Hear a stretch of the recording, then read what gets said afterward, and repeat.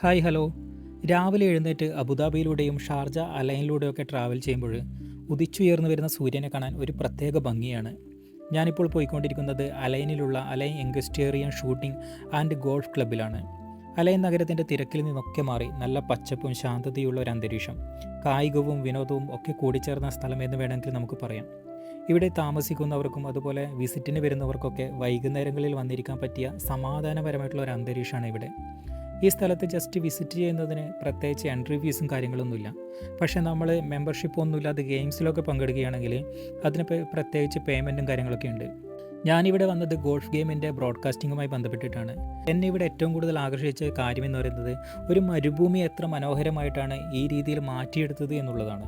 ആർട്ടിഫിഷ്യലായി നിർമ്മിച്ച തടാകവും അതിനെ ചുറ്റിപ്പറ്റി ഒരുപാട് പക്ഷികളും ഇതുപോലുള്ള ഒരുപാട് മരങ്ങളും ചെടികളും നമുക്കിവിടെ കാണാം. നമ്മുടെ നാട്ടിൽ കാണാറുള്ള ആൽമരം, വേപ്പ്, അങ്ങനെ ഒരുപാട് മരങ്ങളും താറാവ്, ദേശാടന പക്ഷികൾ, കടൽക്കാക്കകൾ, മൈനയെ പോലുള്ള ഒരുപാട് പക്ഷികളൊക്കെ ഇവിടെയുണ്ട്.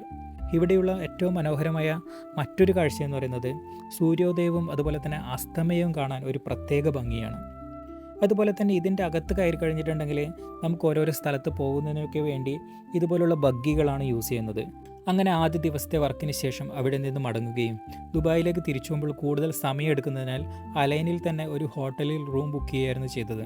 അങ്ങനെ പിറ്റത്തെ ദിവസം വീണ്ടും അവിടെ നിന്ന് മടങ്ങി ക്ലബ്ബിലേക്ക് തിരിച്ചു പോവുകയും ചെയ്തു. ക്ലബ്ബിൽ പ്രത്യേകിച്ച് ബിൽഡിങ്ങും കാര്യങ്ങളൊന്നും ഇല്ലാത്തതുകൊണ്ട് തന്നെ സിഗ്നൽ ബൂസ്റ്റിംഗ് ആൻറ്റീനകളൊക്കെ വെച്ചിട്ടുള്ളത് ഇതുപോലുള്ള ബൂം ലിഫ്റ്റിൻ്റെ മുകളിലായിരുന്നു. ഈ കാണുന്നതാണ് നമ്മുടെ ഓബി ട്രക്ക്. ഞാൻ ആദ്യമായിട്ടാണ് ഗോൾഫ് ഗെയിമിൻ്റെ വീഡിയോ ഓപ്പറേറ്റ് ചെയ്യുന്നത്. ഈ കാണുന്നത് പോലെ ഒരു ടീ ബോർഡ് ഉണ്ടാകും. അവിടെ നിന്നും പന്ത് സ്റ്റിക്ക് ഉപയോഗിച്ച് അടിക്കുകയും ഈ കാണുന്ന ഫ്ലാഗ് വെച്ചിട്ടുള്ള ഗ്രീൻ ഗ്രൗണ്ടിൽ ഉള്ള ഹോളിൽ ഈ പന്ത് വീഴുകയുമാണ് ചെയ്യേണ്ടത്.